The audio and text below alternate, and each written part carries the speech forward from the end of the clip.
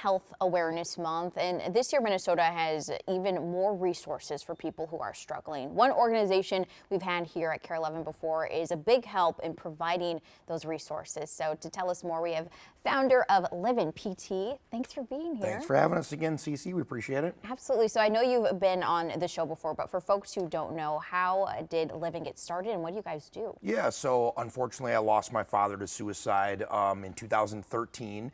And I think when you have a loss by suicide, you sort of inadvertently join this new club, this new family, this new fraternity that nobody wants to be a part of. And I think through Livin', what we've done is, I think Livin' has become sort of our calling card for our family of people that know what it's like. They've sort of walked our shoes, hopefully. And so what we try to do is provide people ultimately help, hope, and hugs. And maybe a little bit of healing down that journey, because it's a lifelong journey now of healing for everybody that suffered a loss. Absolutely. I'm so sorry to hear about your loss, first off. I appreciate that. But also, you're taking your pain and really dedicating it to help others, the community. That's amazing.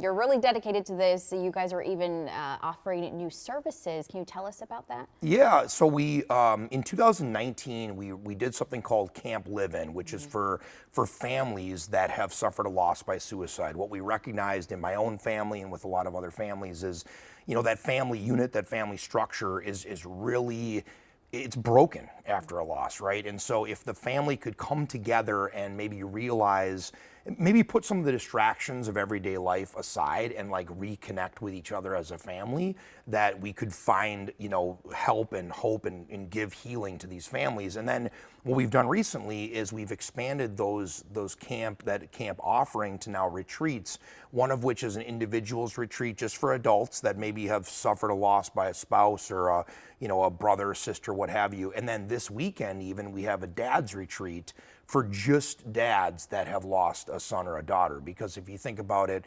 again, we're narrowing in on this peer support, avenue of people that have really been able to, hopefully can be as close to understanding what that dad has been through as other dads, right? Yeah, another step to healing. Great that you're having that this weekend too. And you said there are still a couple spots available? Yep, so we have room for 10 slots. We have 8 dads signed up. So if people want to go to livinfoundation.org, we've got a get support there and you can get registered. And it's at Sturgeon Lake, Minnesota, so like 90 minutes north of the Twin Cities. We have a partnership with another organization, the Face It Foundation, to have us at their lodge for free. So a lot of these healing opportunities through Livin' are free, and I think that's important for people to know. We never want funding or lack of funding to be a barrier to getting the help that somebody needs. Yeah, that is crucial. And I know before we were chatting about opportunities to volunteer or even ways for people to reach out to you other than these retreats. Yeah, you can get involved with Livin' in a multitude of ways. Again,